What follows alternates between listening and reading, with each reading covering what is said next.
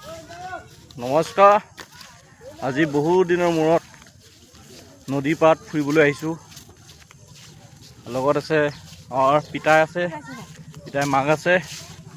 কি কৰিম, ঘৰত কিমান সোমাই থাকিম, সেই গতিকে নদী পাৰলৈ ওলাই আহিছোঁ। এচাক আবেলি সময়ত নদী পাৰৰ দৃশ্য কি সুন্দৰ। আৰু বৰ্তমান সময়ত ব্ৰহ্মপুত্ৰ নদীখন পূৰা সম্পূৰ্ণ উফন্দি আছে, কাৰণ পানী বাঢ়িছে। যিহেতু বাৰিষা সময়, সেই বাৰিষা সময়ত এইদৰে নদীত পানীয়ে উপচি পৰা দেখিবলৈ পোৱা গৈছে। সেইফালে আছে পূৰা মেচিন নাও, আৰু আমাৰ পৰিবাৰ এনেকৈ আছে। তাৰপিছত এইবিলাক মানুহে এতিয়া আবেলি সময়ত নদী চাবলৈ আহে। চাওক কি সুন্দৰ এটা পৰিৱেশ, ভাল লাগে ন। দিনটো ঘৰৰ ভিতৰত যেতিয়া সোমাই থকা যায়, তাৰপিছত যেতিয়া আবেলি সময়ত এনেদৰে ওলাই অহা যায়, কি ধুনীয়া লাগে, মনটো পূৰা ফ্ৰেছ হৈ যায়। পিতাই কেনেকুৱা লাগিছে? ভাল লাগিছে।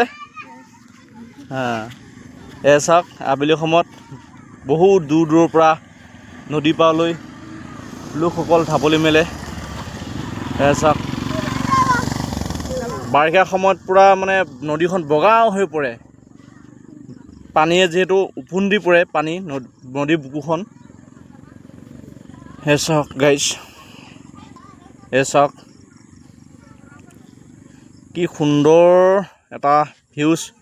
বেলি পৰো পৰো হৈছে, চাওক বেলিটো ৰঙা হৈ পৰিছে।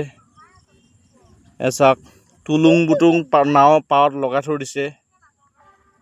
চাওক আৰু এই দেখিছেনে, এই হ'ল চাইডে চাইডে বস্তা বান দিয়া হৈ আছে, জিঅ' বেগ। আৰু জিঅ' বেগ দিয়াৰ বাবে ইয়াত বৰ্তমান খহনীয়াটো নাইকিয়া হৈ গৈছে। চাওক কি সুন্দৰ এটা পৰিৱেশ। এয়া হৈছে আবেলি সময়ত নদী পাৰৰ দৃশ্য, আপোনালোকক মোৰ এই ভিডিঅ'ৰ জৰিয়তে দেখুৱাইছোঁ।